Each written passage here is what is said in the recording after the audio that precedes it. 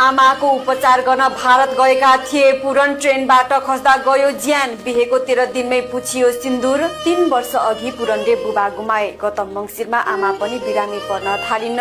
उनको दुई दाई भारतमै सपनाहरू पूरा गर्न आफ्नो परिवार सहित दौडधुप गरिरहेका थिए।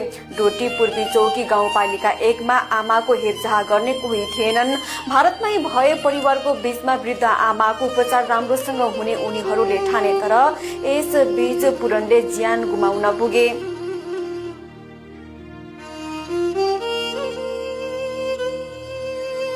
वडाध्यक्ष अंक बहादुर खड्कासँग हामीले गरेको कुराकानी अनुसार आमा बिरामी भएदेखि पूरण विकको सबै परिवार भारतमा बस्न थालेका थिए।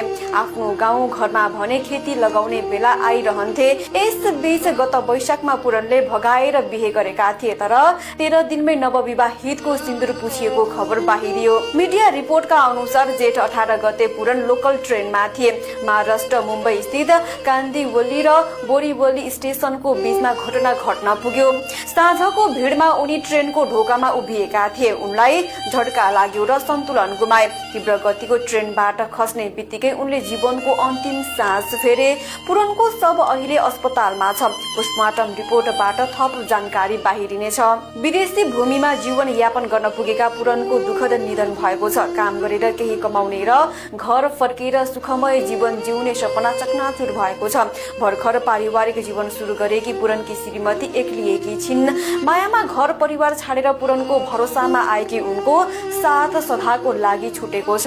सवारी नियम नमान्दाको जोखिम हरेक ठाउँमा छ, जसले पूरणको जीवन लुट्यो। परिवारलाई कहिल्यै नमेटिने पीडा दिएको छ।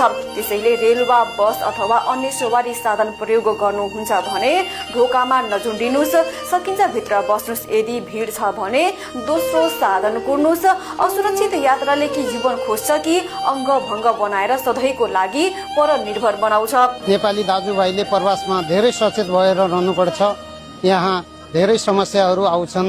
त्यसरी जाँदाखेरिमा हामीले धेरै सचेत भएर रहनुपर्छ र पोस्टमार्टमको रिपोर्ट आएपछि उहाँको कुनै गल्ती नभएपछि त्यहाँको अगाडिको क्षतिपूर्तिको लागि पनि कुरा गर्नेछौँ। जहाँ पनि ट्रेनमा बसमा सफर गर्दाखेरि अलिकति आफ्नो ध्यान राखेर जानुपर्ने देखिएको छ। यसमा उहाँले थोडा अलिकति कुछ पदार्थ खाएर चाहिँ उहाँको चाहिँ